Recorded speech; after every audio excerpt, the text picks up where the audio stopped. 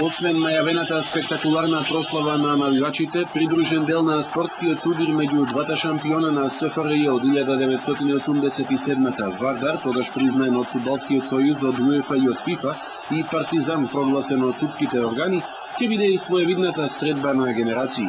Се очекува присуство на стадионот на голем број играчи што го носеле црвено-црниот дрес во минатите 6 децении.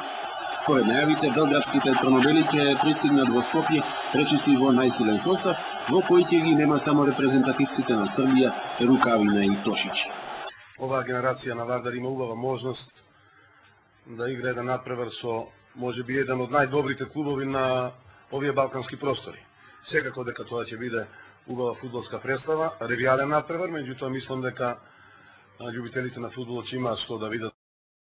Можеби во овој момент не може би сигурно се на едно повисоко ниво што се однесува на квалитетот, меѓутоа секако дека е и добра прилика за нашите фудбалери едноставно да видат докаде се со нивното фудбалско знаење.